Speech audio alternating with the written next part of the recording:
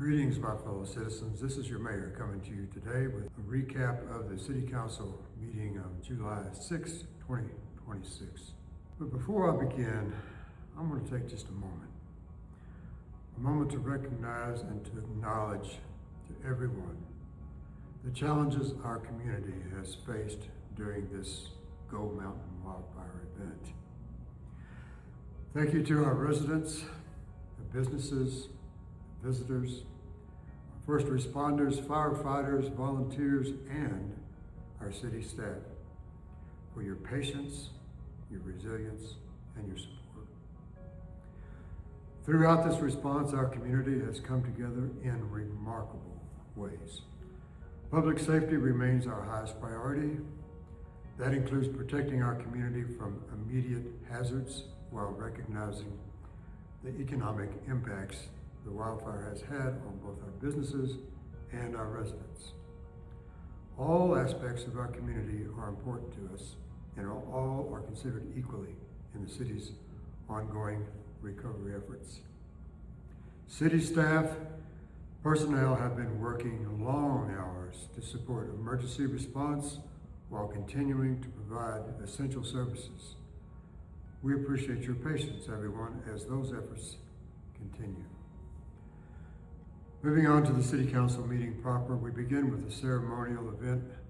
There was a presentation made promoting consolidating the local independent fire and emergency management services of our county into one all-encompassing authority. This authority would be governed by a board of directors with representatives from each currently independent sector. There were charts and graphs displayed representing the rationale supporting this proposal. Increases in dispatch numbers, a need for faster response time, and projected population growth was among them. This was not an action item. City Council will obtain more relevant information and assess the value of this proposal prior to making a final decision on the matter. Moving on to action items, the City Council approved Ordinance 6, Series 2026, the Colorado Wildfire Resiliency Code on second reading.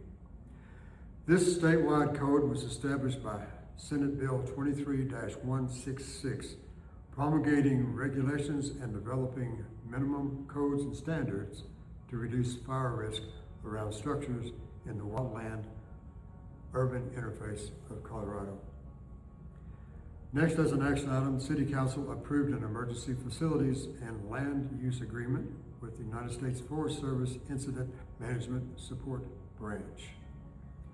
This agreement was ratified to allow use of a specific area of city-owned property to be utilized as a staging area for vehicles, not large equipment, before they go online for use in connection with activities specifically related to the Gold Mountain wildfire. While not part of the City Council meeting, I want to report something to you that's relevant to the City Council meetings. The City Council has recently enacted new procedural rules of orders for conducting City Council meetings. These proceedings include a portion of the meeting to allow for public comment. The title Public Comment is to be taken literally. Every member of the audience present in the room and each one of those participating via Zoom is allowed up to 5 minutes to make a public comment related to city affairs. This is not a time to ask questions of council that can and should be asked of staff during business hours, nor is it a time to engage in dialogue with City Council.